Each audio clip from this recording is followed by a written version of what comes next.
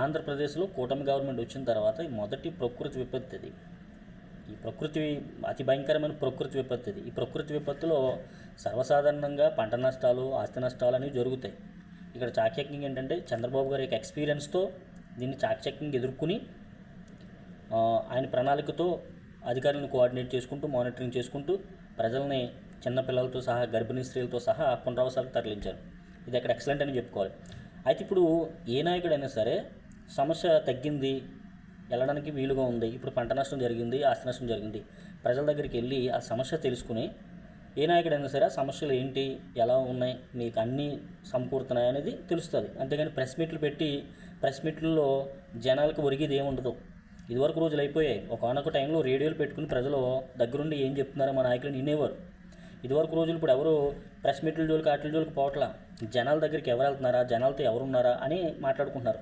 నిన్న చూడండి పవన్ కళ్యాణ్ గారు, ఆయన ఈ విధంగా తిరిగారు. ప్రజల తప్పట్లే అది ఒక కమిట్మెంట్ ఉండాలి ప్రజల పట్ల. ఇంకొక విచిత్రం ఏంటంటే జగన్మోహన్ రెడ్డి గారు ప్రెస్ మీట్ పెట్టి ఈ తుఫాన్ని చంద్రబాబు గారే సృష్టించారు అని. ఇంకోటి చెప్తున్నా, కరోనా టైంలో చంద్రబాబు గారికి అనుకుంటుంటే ఆయనకు ఒక ప్రణాళిక ఉంటుంది.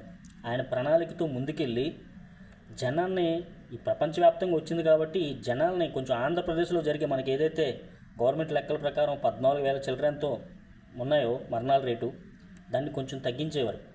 ఇంతేంటే ఈయనకి హైజీనిక్ సిస్టమ్ ఎలా వాడాలి, ఎలా యూజ్ చేయాలి అని.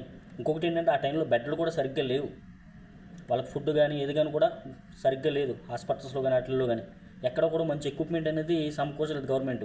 ఏం చెప్తున్నారంటే కరోనా టైంలో ఆహారం అందించేసాం, వైద్యులు ఇచ్చేసాం అని.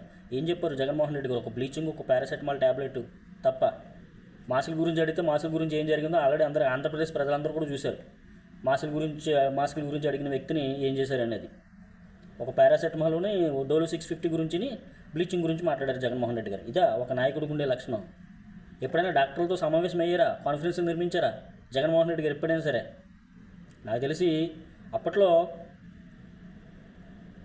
జగన్మోహన్ రెడ్డి గారు ఒకటి మాత్రం గుర్తుపెట్టుకోండి, రాజకీయ సన్యాసం తీసుకోవడం బెటరు.